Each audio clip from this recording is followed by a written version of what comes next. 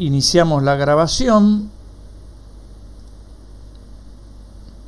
y empezamos con este otro capítulo muy importante que se denomina Constantes de Movimiento, y en esta otra parte de la materia nosotros vamos a estudiar básicamente aquellas cosas que en los problemas se mantienen fijas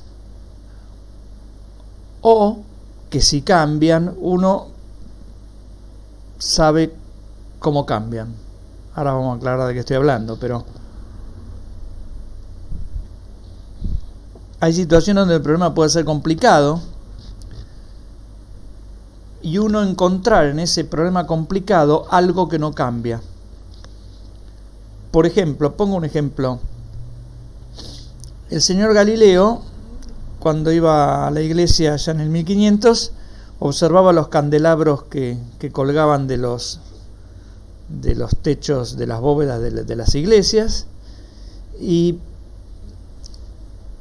se daba cuenta de que, por ejemplo, pese a que el movimiento del candelabro de ida y vuelta, ¿no?, era como un péndulo, ¿no?, para que desparramaba el humo del incienso, en su camino de ida y vuelta, el describir ese camino, cómo cambia la posición con el tiempo, puede ser complicado. Ustedes lo van a ver en la física siguiente, pero sin embargo, en ese movimiento de ida y vuelta, el tiempo que tardaba en ir y volver el candelabro no se modificaba durante el transcurso del movimiento. O sea, las oscilaciones cada vez eran más pequeñas, pero el tiempo de ida y vuelta al candelabro permanecía fijo. Es decir, era como una constante del movimiento. Nosotros vamos a ver dos constantes de movimiento importantes. Una se llama cantidad de movimiento y la otra se llama energía. Entonces yo lo que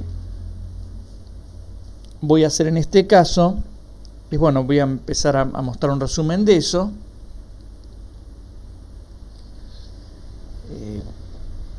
Y las demostraciones de estas cosas, lo que voy a decir, o de los teoremas,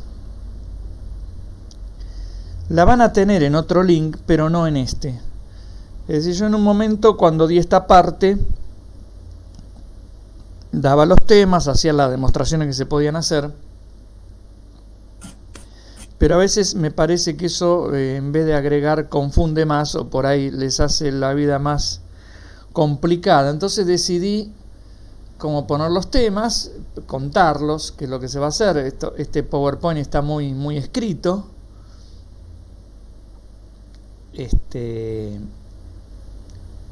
Y no hacer las demostraciones, pero como hay gente que necesita ver esas demostraciones, después les voy a poner, cuando les mande esto, les voy a poner el link para que puedan ir a ver esa clase donde está esto dicho con más detalle en cuanto a que están las demostraciones también.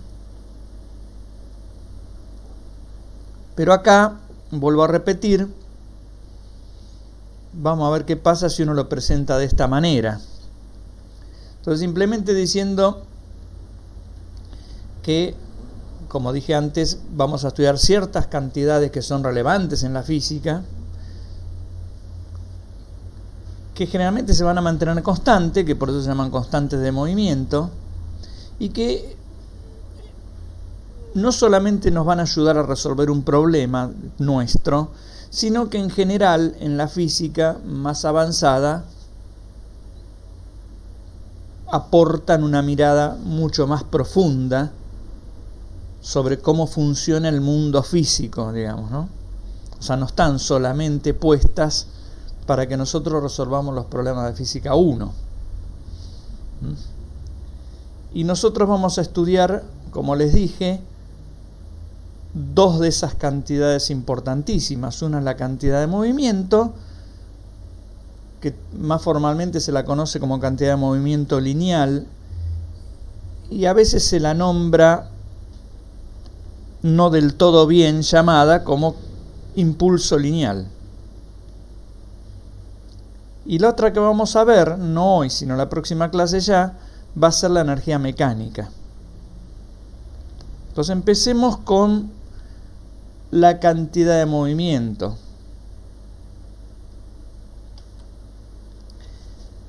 Entonces, en principio la cantidad de movimiento uno la va a notar con la letra P.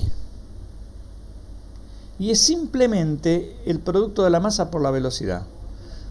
Como dije antes, este Power está bastante escrito para que ustedes lo puedan leer, les resulte como un resumen. Y lo tienen que estudiar, obviamente.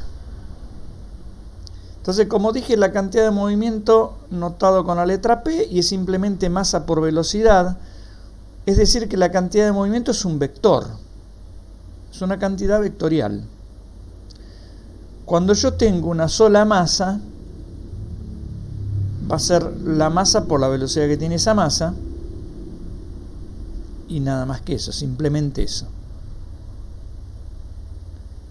Es decir que, claro, como el vector cantidad de movimiento es un número positivo multiplicado por el vector velocidad, estos dos vectores, el vector cantidad de movimiento y el vector velocidad, van a tener la misma dirección y el mismo sentido. No, obviamente, el mismo módulo, porque uno es un número multiplicado por otro, digamos. Bueno. Si uno, en cambio, tiene muchas masas, como se ve en este gráfico, donde tengo 3 masas, cada una tiene su velocidad. La masa M1 tiene velocidad V1, la M2 V2 y la M3 V3. El vector cantidad de movimiento se lo va a definir como la suma, que se ve acá, masa 1 por velocidad 1, masa 2 por velocidad 2, más masa 3 por velocidad 3, más, si tengo 10 masas será toda esa suma. Es decir, la cantidad de movimiento de este sistema de masas es la suma de las cantidades de movimiento de cada masa. Es decir, la suma vectorial. ¿Por qué es así? Bueno, para entender el por qué es así, hay que recurrir a una demostración que ahora acá no vamos a hacer, pero yo le voy a dejar el link de un video mío donde sí hago la demostración y donde se ve que conviene definir a la cantidad de movimiento como la suma de cantidades de movimiento. Pero acá, si quieren, vamos a separar a los estudiantes en 2 grupos. Los que sí les interesan esas cosas y quieren ver de dónde sale, etcétera, etcétera. Y los que simplemente ahora, hoy por hoy, quieren aprender el tema y poder dar el examen en su momento, ¿no? Después, obviamente, antes de ir a un final, uno debería mirar esa cosa más profunda, pero como por una cuestión de estrategia didáctica, lo voy a presentar de esta manera. Bueno, uno se puede preguntar en qué casos, como bien dice la pregunta acá, esta cantidad, la cantidad de movimiento, cambia o no su valor con el tiempo, ¿no? Entonces, bueno,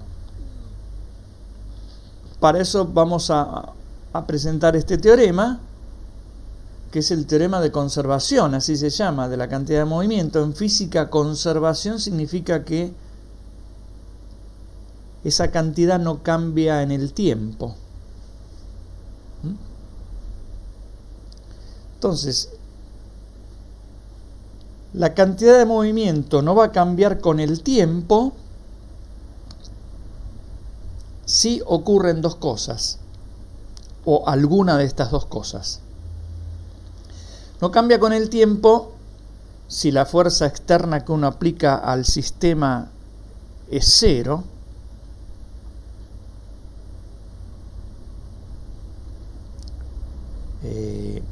donde el sistema puede ser una sola masa o muchas masas, ¿no? Entonces, en ese caso, si la fuerza externa es cero, no cambia la cantidad de movimiento. Bueno, ¿qué es la fuerza externa? Se define una fuerza como externa cuando no está generada por ninguna de las masas de lo que uno está considerando el sistema. O sea, en estos problemas también es importante definir al sistema. Después vamos a ver ejemplos. Esto de definir al sistema también va a ser muy importante cuando ustedes vean las materias como termodinámica de fluidos, que también obviamente integran la currícula de ingeniería, ¿no?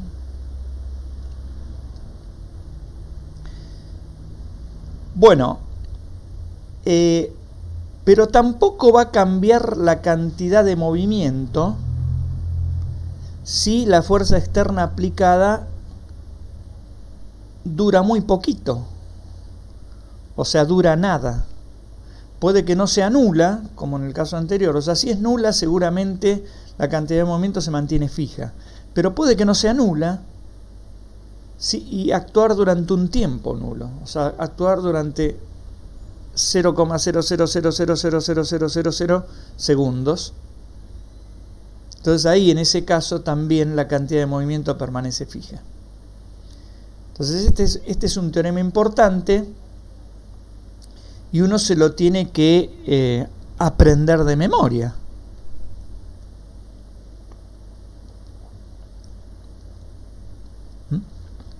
Bueno, entonces vamos a ver algunos ejemplos. Vuelvo a repetir, voy a poner el link donde están de alguna manera las justificaciones de estos teoremas, pero ahora he decidido dar este tema de esta otra manera por una cuestión didáctica que me parece que quizás así lo entiendan mejor.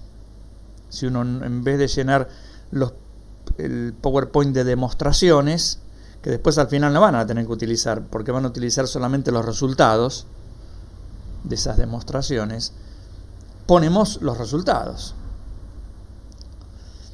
Bueno, en el problema, por ejemplo, del tiro parabólico, esta es una piedra con la que uno hace un tiro parabólico, como los problemas que ustedes vieron.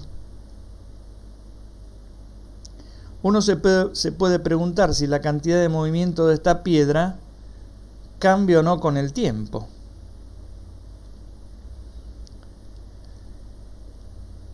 Y bueno, ¿qué les parece? ¿Cambia con el tiempo?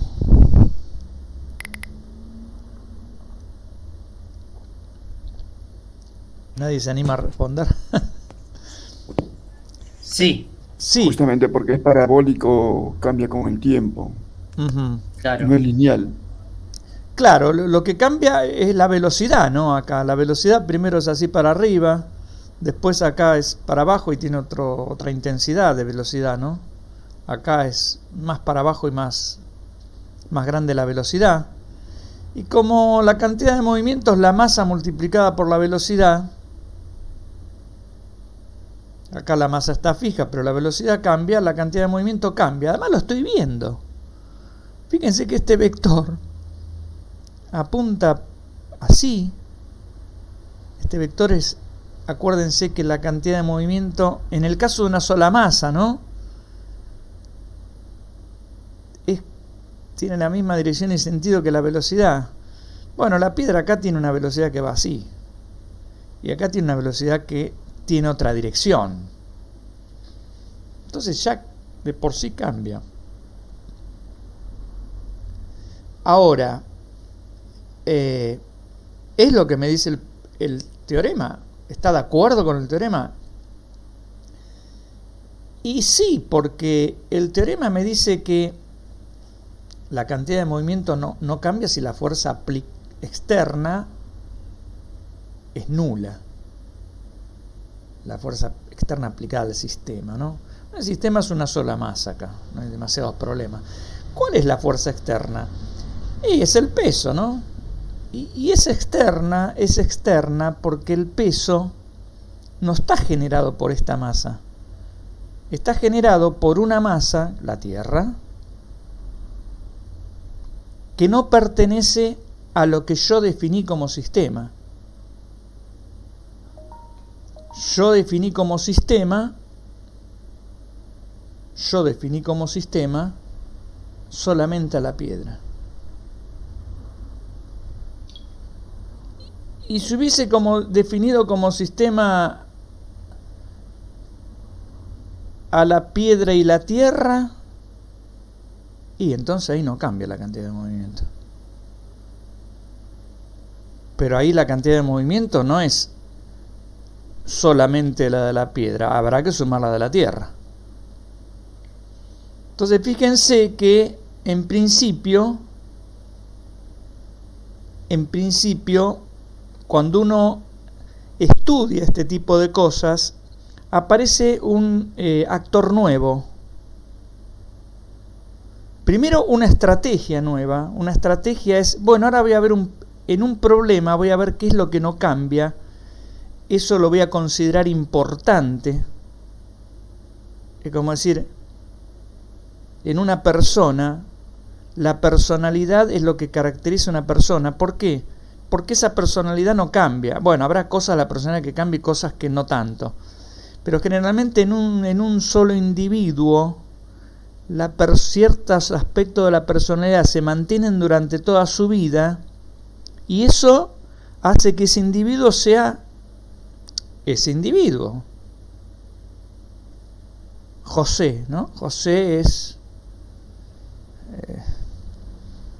no sé, se pone muy nervioso si le discuten, es muy trabajador. Hay características, bueno, esas cosas que no cambian tienen su importancia.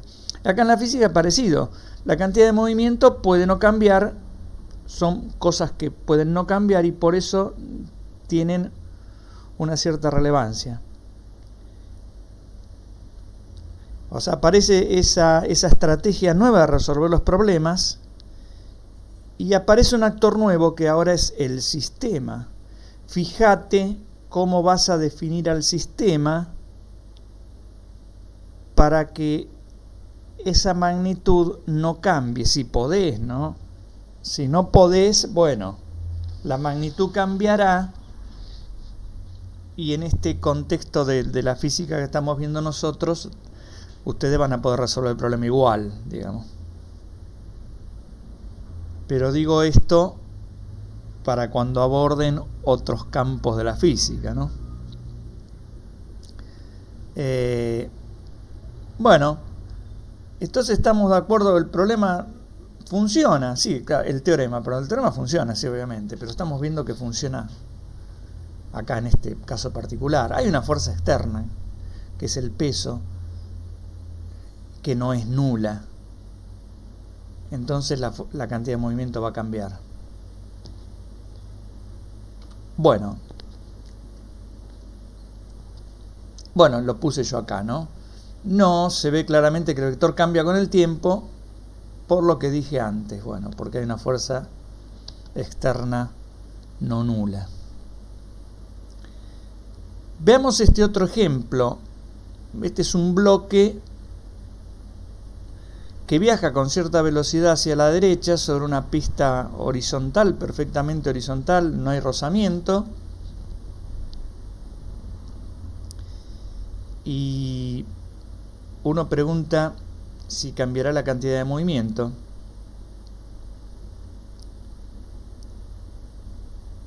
Bueno, primero les pregunto, ¿se conserva la cantidad de movimiento del bloque del dibujo? Sí. Bien. ¿Por qué? ¿Por qué hay fuerzas externas acá? ¿Por qué se conserva?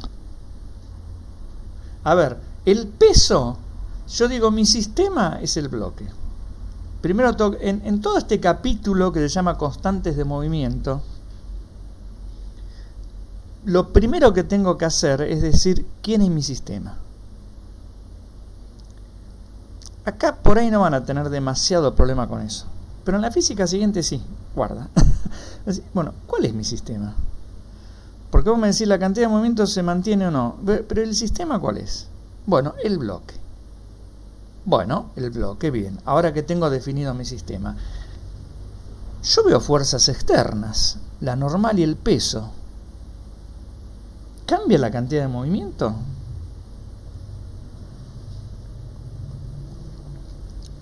Le pregunto al resto, a todos. Hasta ahora escucho la voz de 2 personas solamente. Pueden seguir esas 2 personas respondiendo. Profe, si están en el eje y esas fuerzas intervienen igual. Sí, en principio el teorema no dice nada. Fíjate que el teorema no me habla del eje Y ni nada. Me habla de fuerza externa. Ah, ok. ¿Y entonces qué pasa? ¿Qué hago? No cambia la cantidad de movimiento. O sea, ahí se mantiene. Uno sabe que no cambia, ¿por qué? ¿Cómo te das cuenta que no cambia acá? ¿O cómo se Porque... Ajá. Ah, bueno. Porque definimos el sistema como en el bloque. ¿Cómo? ¿Puede ser porque el sistema está definido en el bloque? El sistema está definido en el bloque, sí. Yo creo que... Pero ¿cómo me doy cuenta? Sí. Uno lo intuye, porque el problema no está diciendo que le cambian la masa al bloque o que... No sé, yo lo veo por ahí. No, pero igual hay una fuerza externa, entonces en teoría debería cambiar de alguna manera, ¿no? Ajá. ¿Cómo es la cantidad? ¿Cómo calculan ustedes la cantidad de movimiento de este bloque? ¿Cómo lo calcularían? ¿Cuánto vale la cantidad de movimiento? Masa por velocidad. Masa por velocidad. ¿La masa permanece fija del bloque? Bueno, sí. Sí. ¿Y su velocidad? Sí, Claro, también. constante. También. Es constante. Porque acá no hay rozamiento, porque esto está horizontal, porque si estuviese así inclinado aumentaría la velocidad, ¿no? Pero acá estaría horizontal, no hay rozamiento, la velocidad es constante. Claro, entonces es porque como se nulifica, no sé si está bien la palabra, pero cuando con la normal el peso se cancela, entonces ahí la fuerza es nula. Muy bien, Okay. Porque lo que me dice el teorema es que me dice la fuerza externa aplicada al sistema es nula. Hay fuerzas externas, no hay problema que haya fuerza externa. Pero la cantidad de movimiento se conserva cuando la fuerza externa, o sea, la fuerza externa sería la suma de esta y esta, me da 0. Y en este problema me da 0. La normal contrarresta el peso, si así no fuera, esto se hundiría o el bloque se iría para arriba, y eso no pasa. Entonces, en este problema se mantiene la cantidad de movimiento porque uno lo está viendo, porque lo puede deducir de la dinámica. Cuando calcula la velocidad de este bicho, cuando agarra el problema y pone suma de fuerzas en Y, normal menos peso igual a 0. O sea, no hay fuerzas en Y. Suma de fuerzas en X, no hay fuerzas en X. Entonces la aceleración es constante. Es 0, perdón. La aceleración es 0. Quiere decir que la velocidad es constante. Velocidad por masa me da cantidad de movimiento. Entonces cantidad de movimiento constante. Pero también puede mirar el teorema. Digo, bueno, voy a ver qué me da la suma de fuerzas externas. Me da 0. Entonces P es constante, ¿no? Que es lo que yo puse acá. La suma de fuerzas externas, es decir, esto es la fuerza externa total de la que habla el teorema.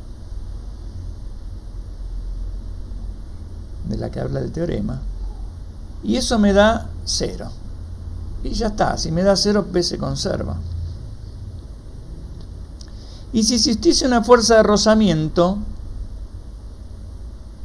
me puedo preguntar cuánto vale el cambio de la cantidad de movimiento. Ahora, porque ahora sé que no se conserva. Si existiese una fuerza de rozamiento que no se cancela con nada, entonces la cantidad de movimiento no se conserva. Lo que me puedo preguntar, como dije recién, es, bueno, ¿cuánto vale el cambio? Si no se conserva, ¿cómo cambia? Bueno, y eso está ligado con otro teorema, que la demostración de esto, vuelvo a repetir, yo la hago en esa otra clase que di en un momento, y les voy a dejar el link para que la vean, pero es extremadamente sencilla. Pero acá no voy a hacer esa demostración. Simplemente voy a poner teorema y voy a decir, bueno, que el cambio en la cantidad de movimiento, o sea, la cantidad de movimiento final menos la inicial, este es el cambio en la cantidad de movimiento, o sea, el delta P, si quieren llamarlo así, se obtiene multiplicando la fuerza externa promedio, o bueno, si la fuerza externa es constante, el promedio de esa fuerza es la fuerza, ¿no? Ahora quizás lo vamos a aclarar acá. Si una fuerza externa es constante en el tiempo, su promedio es ella misma. Pero si no, en general, la cantidad de movimiento cambia de esta manera. O sea, el cambio es el producto entre el tiempo que tarda en actuar esa fuerza, esta, multiplicado por la fuerza, ¿no? Y esta cantidad se la denomina impulso. El impulso de la fuerza F. El impulso de la fuerza F es el tiempo en el que actúa la fuerza F multiplicado por esa fuerza F. La fórmula es más complicada. Para nosotros nos alcanza con esto. En realidad es una cuenta más compleja, ¿no? Donde acá aparece un cálculo del análisis matemático que se llama la integral, etc. Pero nosotros no vemos eso. Entonces, ese es el cambio. Es decir, por eso el teorema también dice que si la fuerza existe, supongamos que existe una fuerza externa, pero actúa durante un tiempo muy chiquitito, y si acá yo pongo casi cero, toda esta cuenta me da casi cero, y quiere decir que P final es casi P inicial, o sea que no cambia, ¿está bien? Bueno. Perdón, profe, acá, sí. acá justo con esto me salió una duda. Entonces se puede llegar a decir que perdón, sería muy rebuscado, pero en definitiva es como que el delta P es igual la fuerza por delta T, o sea que delta P sobre delta T, que sería como una especie de cociente incremental, es igual a la fuerza externa. Sí, además es esa una de las fórmulas que vamos a utilizar. Así que lo dijiste muy bien. Ahora en un ejemplo vamos a ver eso que dijiste. Porque de acá lo que dijo él más o menos es esto. Si yo conozco el delta P y conozco el delta T, puedo despejar cuánta fuerza tengo que hacer para cambiar el delta P en un tiempo delta T. Bueno, vamos a hacer un ejemplo después concreto con eso. Bueno, continuamos con esto entonces. Por ejemplo, y acá está el ejemplo al que se refirió este chico que habló recién.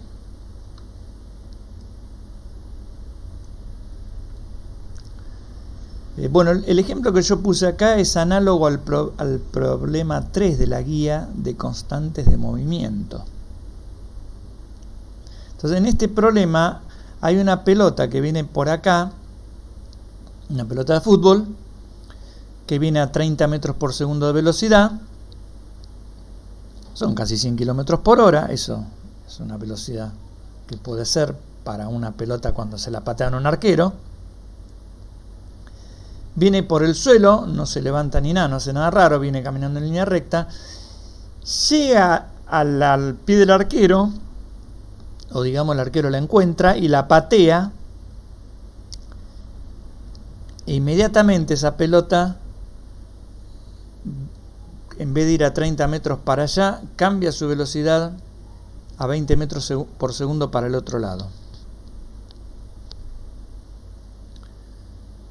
La pregunta es, ¿cuánto vale la fuerza que tuvo que hacer el pie del arquero a la pelota para que pase eso? Y como bien dijo este chico acá, para eso vamos a usar esta fórmula que vimos recién. Vamos a poner cómo es la cantidad de movimiento inicial de mi sistema. El sistema es la pelota. Es muy sencillo, pero la vamos a escribir para ponernos de acuerdo en algunas cosas. En todos nuestros problemas, las cosas van a viajar en una sola dirección. Por ejemplo, en la dirección X, que yo estoy llamando X, ¿no? O Y, si quiero llamarla Y. Pero claro, entonces estos vectores se van a escribir como números, con un signo, porque yo, por ejemplo, voy a escribir la componente X de toda esta fórmula. La componente X de toda esta fórmula, no escribo la componente Y porque ni no pasa nada, la pelota no levanta para arriba, ni se hunde en el suelo. La componente X de esta fórmula es la componente X de este vector, la componente X de este, la componente X de la fuerza. Y esto no, porque esto es un número, no tiene componente X, componente Y, es un número. Entonces por eso no voy a escribir la cantidad de movimiento inicial, voy a escribir solo su componente X. Entonces la estoy llamando cantidad de movimiento inicial, componente X. ¿Y qué me dijeron que era? Y la masa por la velocidad en X. Guarda que la velocidad, como en toda la física, tiene signo. En este caso la pelota viaja hacia allá. X es positivo para acá. Entonces la velocidad, que acá obviamente nadie la menciona, el relator no dice pateo al arquero con menos 30 metros por segundo. Uno dice 30 metros por segundo, acaba con menos 30, ¿no?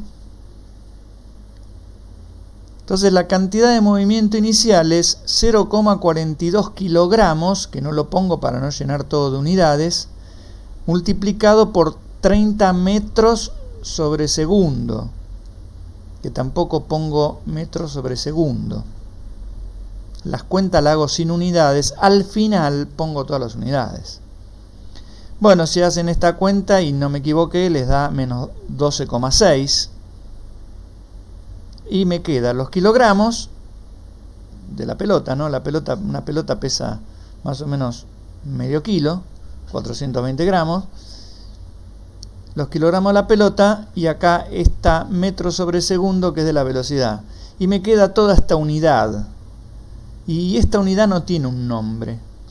La unidad en la que se mide la cantidad de movimiento no tiene un nombre propio. Como si lo tiene la fuerza, por ejemplo, uno habla de Newton, o lo va a tener la energía, o el trabajo, que se va a medir en Joule. Pero acá no, acá es kilogramo metros sobre segundo.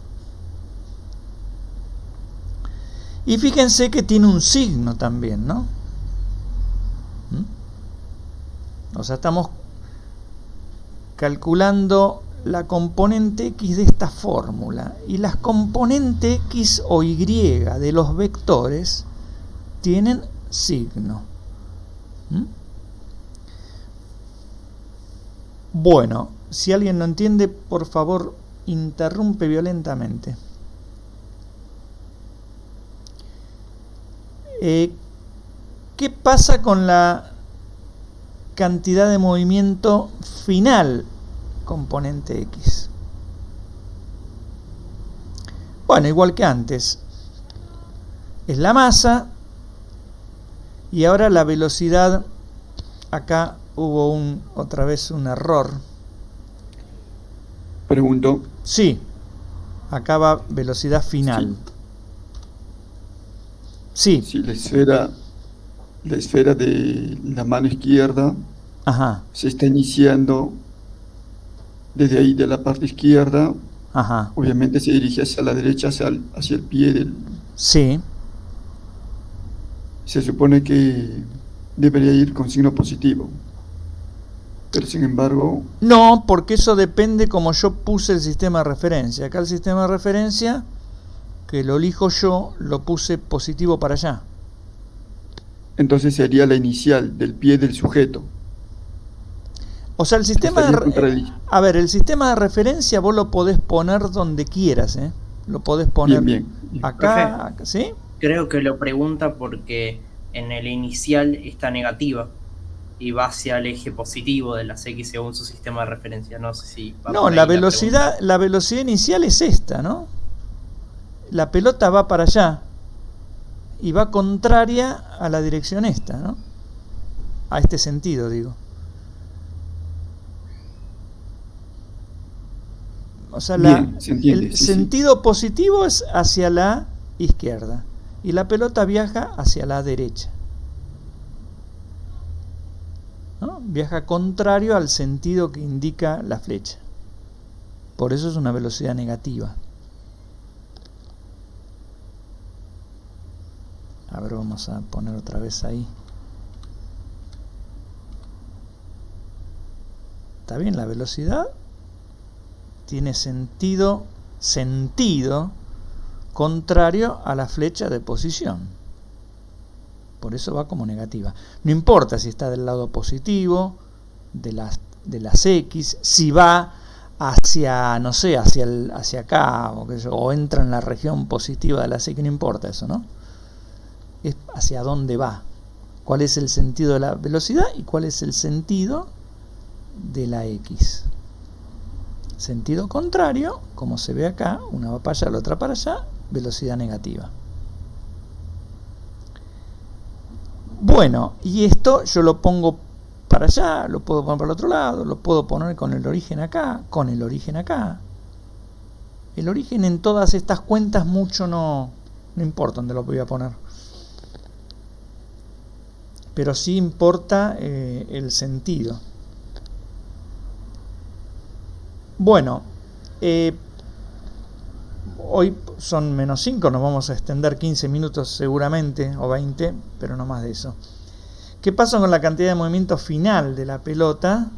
Bueno, otra vez es la masa por la velocidad final. Ahora fíjense que la velocidad final, esta, es 20 y positivo porque tiene el mismo sentido que la flecha X. Entonces cuando hago 0,42 por 20 me da este número. Y ahora voy a utilizar esta fórmula componente X. Acá es todo componente X. Tengo la cantidad de movimiento final, 8,4, menos la inicial, que es menos 12,6. Acá menos por menos me da más. Esto me da, según la cuenta mía, 21. Y el tiempo que la pelota estuvo en contacto con el pie de la persona, dicen acá que es 1/100ª de segundo. O sea, es durante ese tiempo en el que actuó la fuerza externa al sistema. Es decir, la fuerza que hace el pie. Entonces de acá puedo despejar la fuerza que hace el pie. Porque paso esto dividiendo, ¿no? Entonces me queda 21 sobre 0,01, 2100 newton. Es decir, 200 kilos, 210 kilos de fuerza. Es decir, que si una pelota viene a 30 kilómetros por hora y yo tengo que, a 30 metros por segundo, o sea, casi 100 kilómetros por hora, y yo la pateo y la devuelvo casi a 60 kilómetros por hora, para que eso pase, mi pie tiene que hacer 210 kilos de fuerza. ¿Se puede? Y sí, lo que pasa es que la fuerza actúa en un tiempo tan breve, tan breve, que no me rompo el pie. Porque si así no fuera, me rompería el pie. No podría hacerlo, me desarmo, digamos. ¿Está bien?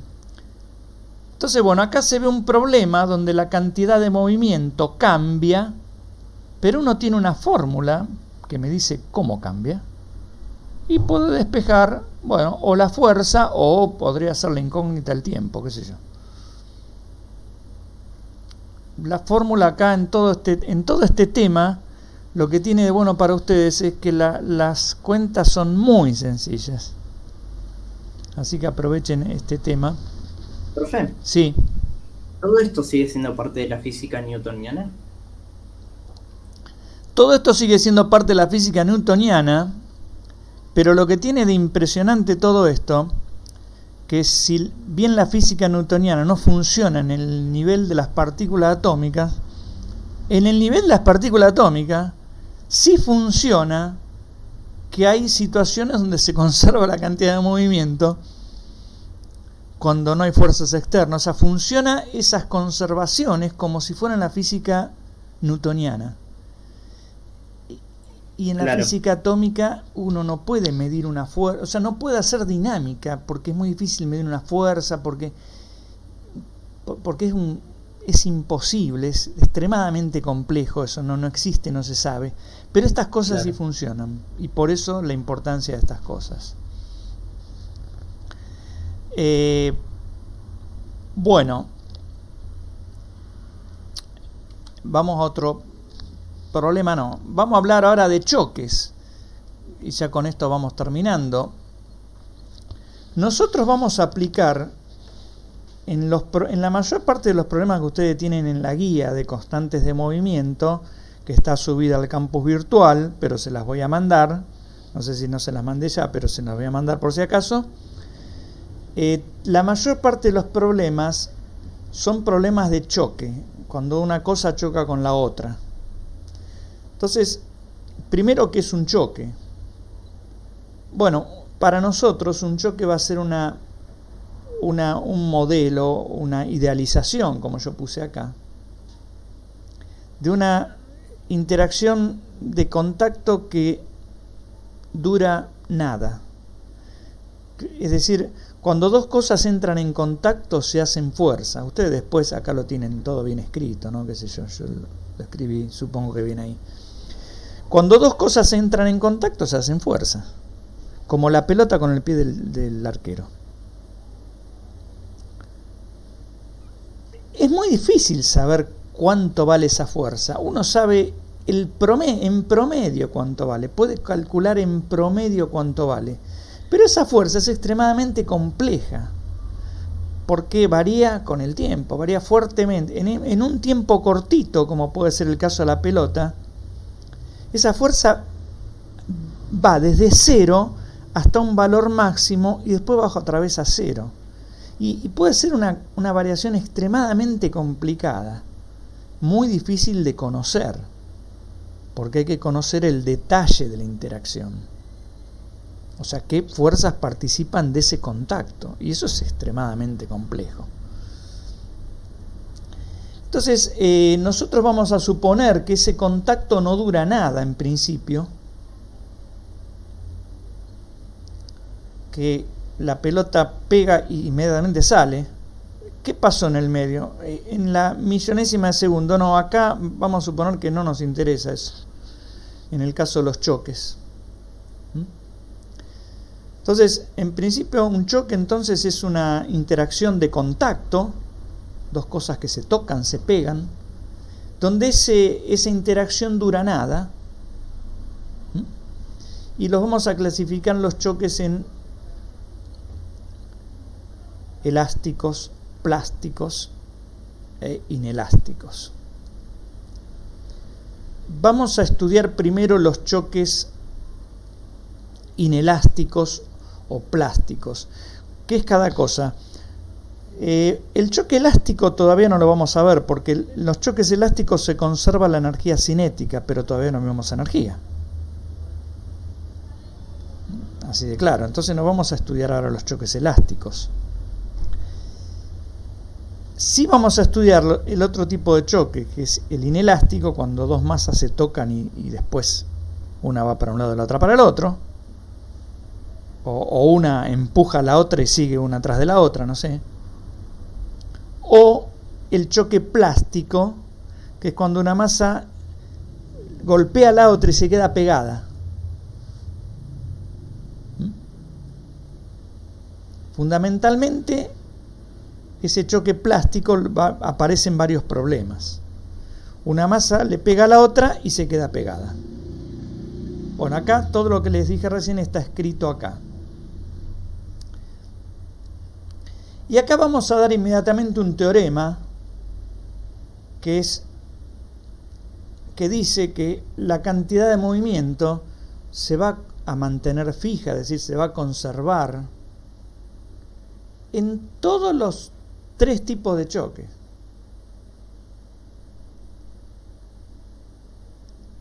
Y cuando hablamos de choques, en realidad lo que vamos a decir es que la cantidad de movimiento se conserva en el instante del choque. Es decir, la cantidad de movimiento un instante antes de que las cosas choquen es la misma cantidad de movimiento que tenemos un instante inmediatamente después del choque.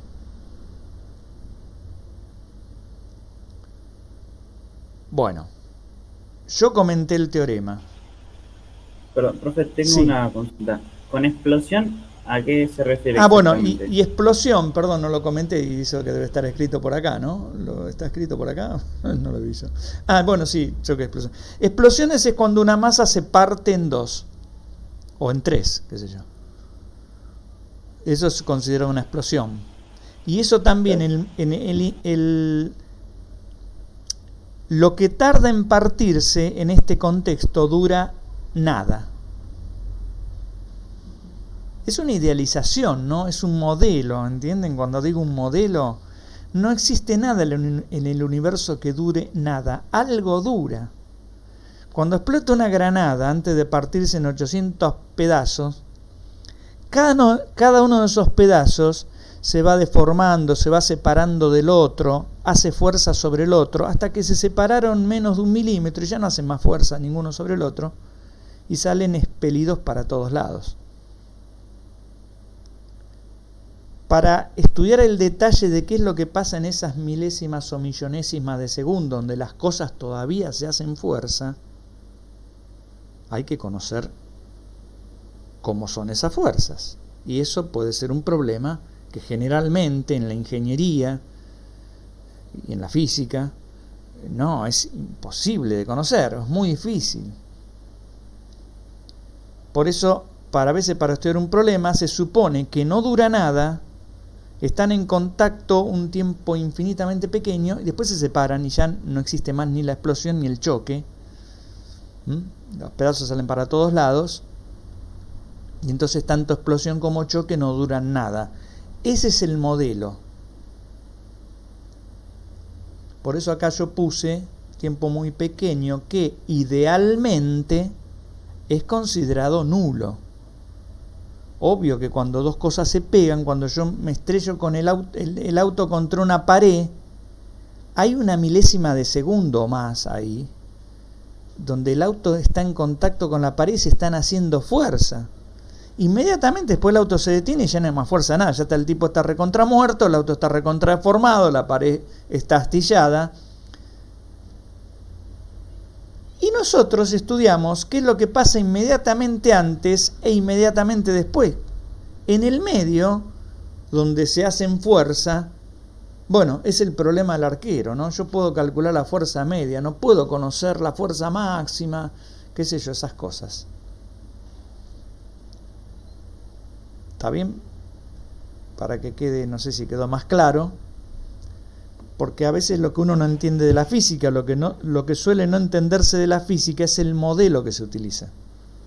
En este modelo, el momento de explosión y el momento de choque no duran nada.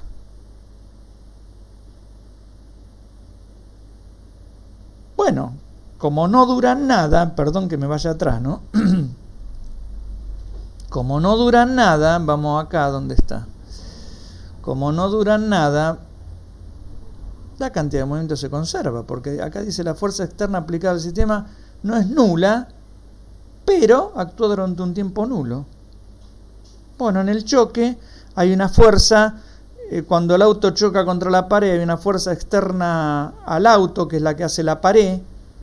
Pero si yo hablo de choque acá en física, introducción a la física, la fuerza puede ser enorme, pero no dura nada. Entonces la cantidad de movimiento se conserva. Para que vean que seguimos utilizando el teorema, ¿no? Bueno, yo puse un ejemplo porque para mostrar esto, dice, bueno, un bloque de masa de 6 kilogramos, y ya terminamos con este ejemplo, avanza sobre una pista perfectamente horizontal, y en un momento ese bloque explota, partiéndose en dos trozos, uno tiene 4 kilos y el otro 2 kilogramos. Inmediatamente antes de explotar, la velocidad del bloque es esta, y acá no sé qué quedó, cuándo, ¿no? Cuando nada, perdón.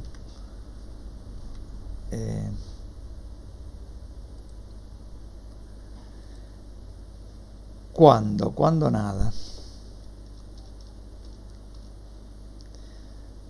Entonces la velocidad inmediatamente antes de explotar es de 8 metros sobre segundo. Ambos trozos continúan moviéndose sobre la misma pista y el trozo de menor masa se mueve con velocidad de 20 metros por segundo inmediatamente después de la explosión. Entonces estamos en este caso. Voy a agrandar esto, disculpen que los mareé tanto con entrar y salir de esto, pero bueno. Entonces estamos en este caso. Hay un bloque que se venía moviendo sobre una pista con rozamiento. Obviamente su velocidad cambia. Obviamente su cantidad de movimiento cambia, ¿no? Porque si cambia su velocidad. Pero en un momento explota, como se ve acá, se parte en dos. Y cuando en ese momento, o si quieren, inmediatamente antes de ese momento, esta velocidad es de 8 metros por segundo. Inmediatamente después, este bloque tiene velocidad para allá y este para allá. Y bueno, y a medida que transcurre el tiempo, los bloques se separan. ¿Está bien? Y ya obviamente su cantidad de movimiento va a ir cambiando, la de cada bloque, ¿no? Y la del sistema también. ¿Por qué? Y porque hay una fuerza externa, que es el rozamiento.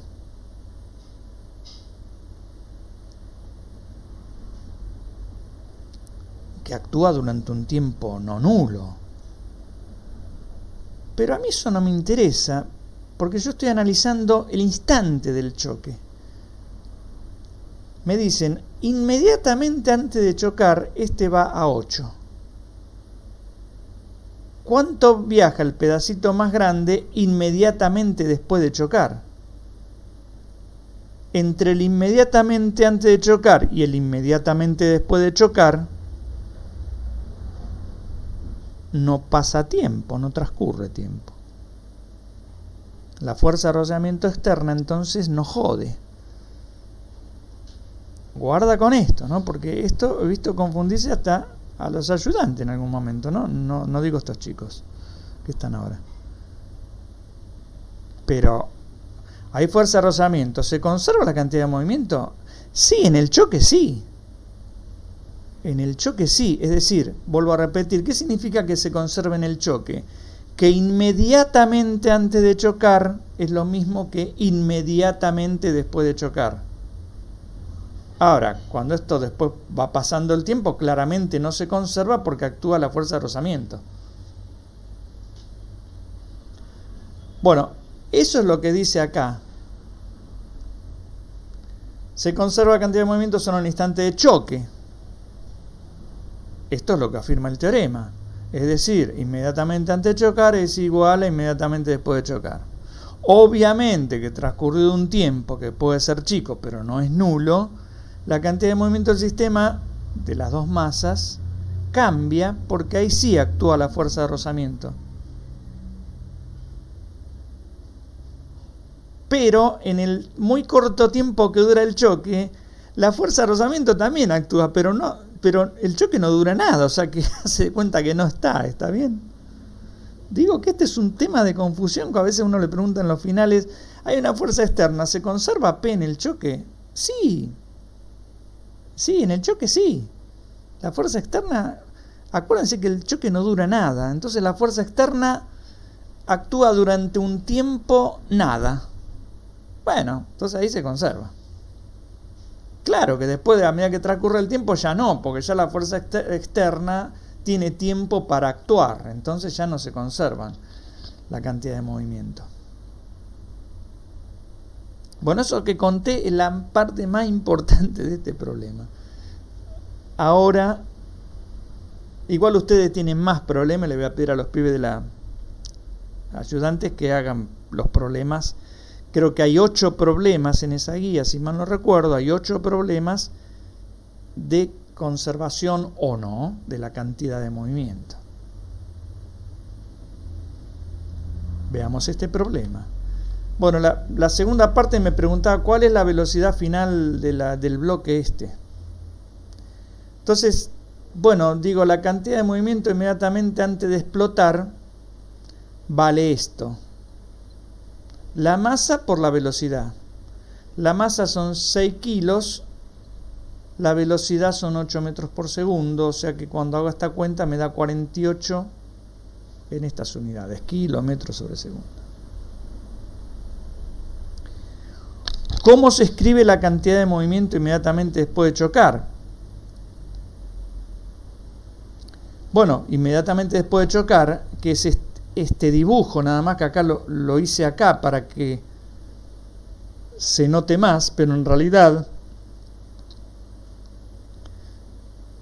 esta B en realidad es la B esta, perdón, la B esta. Y esta B es esta B. Cuando estos van avanzando, obviamente como rozamiento, estas velocidades van cambiando. Pero yo voy a suponer que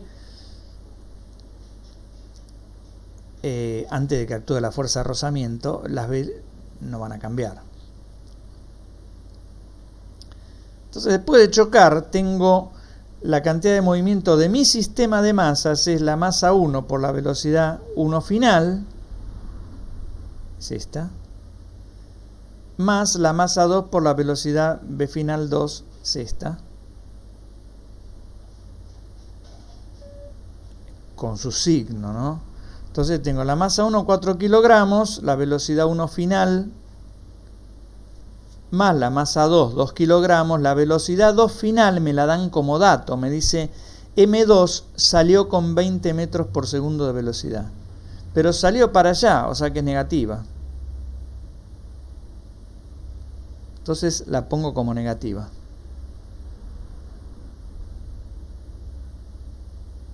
Entonces así me queda, si no están mal las cuentas estas, me queda 4B1 final menos 40, porque acá me da 40.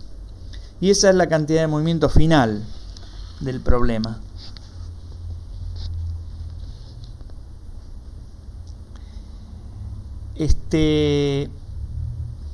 Como la cantidad de movimiento se conserva en el instante de la explosión, acá lo dice clarito, en el instante de la explosión, ya después no, ya cuando estoy en esta situación no se conserva, pero en el instante de la explosión sí.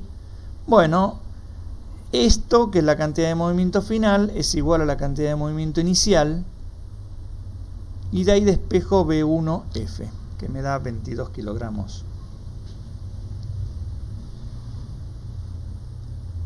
Bueno, la otra pregunta, o sea, las cuentas, fíjense que son muy fáciles. La otra pregunta, la pregunta C, es: ¿puedes obtener este resultado empleando la segunda ley de Newton? Pero para hacer la segunda ley de Newton hay que conocer, porque en la segunda ley de Newton ustedes ponían suma de fuerzas igual a masa por aceleración. Esta que está acá es la fuerza que hay sobre el bloque 1 debido al bloque 2, y esta que está acá es la fuerza que hay sobre el bloque 2 debida a este bloque. Y qué sé yo cuánto vale en una explosión esto. O sea, estamos dentro de la mecánica newtoniana, pero no puedo utilizar las ecuaciones de Newton para resolver este problema. Claro, ojo, los teoremas de conservación de la cantidad de movimiento y la cantidad de movimiento, etcétera, etcétera, y la energía también, no salen de un repollo, salen de las leyes de Newton.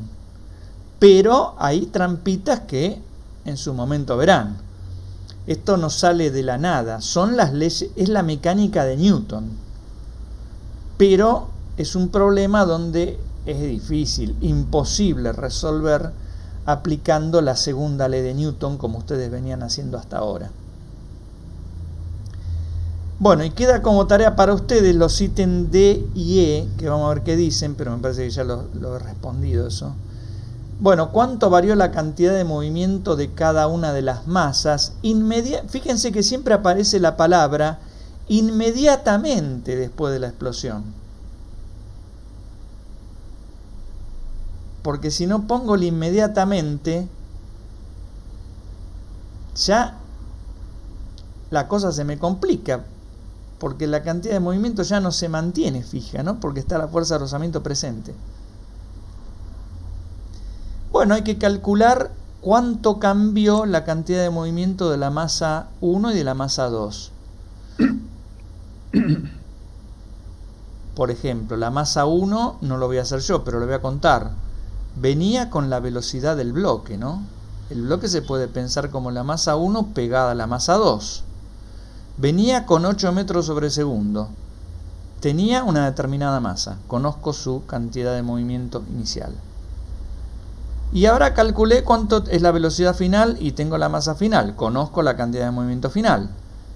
Entonces tengo la cantidad de movimiento final menos la inicial. Conozco cuánto varió la cantidad de movimiento de la masa 1. Lo mismo para la masa M2. Háganlo, escuchen esto y háganlo. Si no lo entendieron, es muy fácil. El tema cantidad de movimiento es muy fácil. Y después acá viene esta pregunta que puede resultar capciosa, pero se las hago con la intención de que aprendamos estas cosas. ¿Cómo puede ser que hayan variado las cantidades de movimiento? Porque en el ítem anterior les pido cómo cambian las cantidades de movimiento de las masas si la cantidad de movimiento se conserva.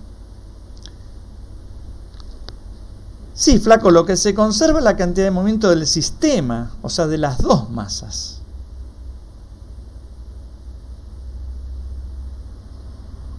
Pero la cantidad de movimiento de cada una de ellas va a cambiar. Ahora, si uno suma la variación de la cantidad de movimiento de esta masa, por ejemplo, supongamos que hago la cuenta y me da que la variación de la cantidad de movimiento me da menos 4. Estoy diciendo cualquier número. La variación de la cantidad de movimiento de esta masa me debería dar más 4. De manera tal que si yo calculo la variación total, que es la variación de una más la variación de otra, es decir, la variación del sistema, eso me dé 0. Entonces sería bueno que ustedes calculen cuánto varía la cantidad de movimiento de esta masa, cuánto varía la cantidad de movimiento de esta masa, sumen y mejor que les dé 0. Porque la cantidad de movimiento del sistema en el instante de choque, que es lo que yo estoy analizando, se conserva. Y después de chocar, no sé, tendrés que aplicar dinámica si querés calcular, qué sé yo, cuánto tarda esto en frenarse, ¿no? Porque tenés la velocidad inicial, tenés que poner la fuerza de rozamiento, calcular la aceleración, todo como hicieron con dinámica, lo mismo para este pedazo. Pero el problema está puesto a propósito, está puesto con trampa, porque he escuchado, y no solamente a los estudiantes, no, la cantidad de movimiento no se conserva porque hay una fuerza externa, que es el rozamiento. No, pero en el choque sí, flaco, y en la explosión también, porque por todo lo que comenté antes. Hay una fuerza externa al sistema, pero el instante de choque no dura nada. Por ende, la fuerza externa está ahí presente, pero al no durar nada, es buena. Es como decir, el chorro está, pero está preso, entonces no pasa nada. O no actúa, entonces no pasa nada. Estoy pensando en este teorema, en uno de los teoremas fundamentales. La fuerza externa existe, no es nula, pero actúa durante un tiempo nulo. Entonces, no jode. Consulto, pregunto. Sí, ¿cómo no? No me llegan sus videos en el Moodle. ¿No te llegan los videos en el... ¿Vos no estás en el grupo de WhatsApp? No. Ah. Ni un video me ha llegado. No te puedo creer, pero... Te mando mi correo, profe. Dale, mándame tu... ¿Cómo te llamas? Perdón. Morales. Morales. Sí. Sí, Morales, ¿cómo era tu nombre? John, sí. Mira vos, bueno, mándame, vos sabés mi correo, ¿no? Azartare@campus. Mándame por favor hoy sin falta ¿cómo es? Me mandás un correo y yo te mando ahí el número del grupo, ¿no? por favor. Sí. Gracias. No, de nada. Este grupo yo de esto no entiendo nada. Entiendo cada vez menos. El grupo de WhatsApp que alguno de los chicos hizo. Bueno, vamos a cortar aquí la grabación. Porque, profe, sí. el grupo